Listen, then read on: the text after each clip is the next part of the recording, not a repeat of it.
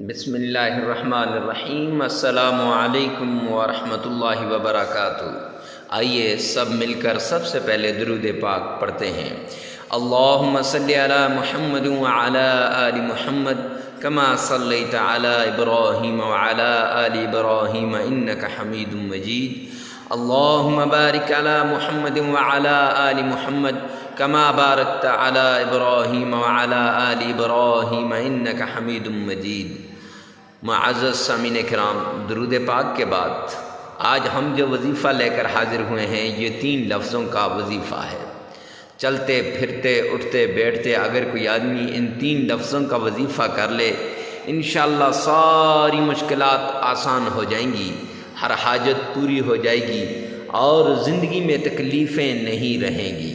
اکثر لوگ یہ کہتے ہیں کہ حضرت وظائف کرتے ہیں لیکن وظائف عمل نہیں کرتے، ہمارے اوپر اثر نہیں ہو رہا۔ تو اثر کرنے کے لیے اور وظائف کا اثر انداز ہونے کے لیے اجازت ضروری ہوتی ہے۔ تو اس وظیفے کے آخر میں آپ کو اجازت کا طریقہ بھی بتاؤں گا، لیکن پہلے وظیفہ بتا دوں۔ وظیفہ یہ ہے کہ آپ نے کسی بھی وقت پہلے 7 مرتبہ درود پاک پڑھنا ہے، وہ درود جو آپ نے نماز میں پڑھتے ہیں، جو درود ابراہیمی کہلاتا ہے۔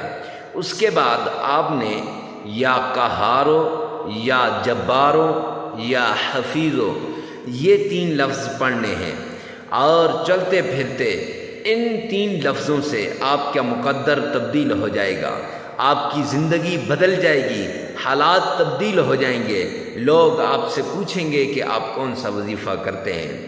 تو یہ 3 لفظ پڑھنے کے بعد پھر 7 مرتبہ درود پاک پڑھ لینا، انشاءاللہ کاروبار کے اندر بندش ختم، آپ پر جادو ہے جادو ختم، بندش ختم، ہر چیز اگر کامل یقین کے ساتھ پڑھیں گے ان 3 ناموں کو تو ان میں اتنی پاور ہے کہ انشاءاللہ ہر چیز آپ کی جو ہے وہ ٹھیک ہو جائے گی اور ہر پریشانی دور ہو جائے گی۔ تو وظیفے کی اجازت کے لیے 5 وقت کی نماز پڑھنا ضروری ہے۔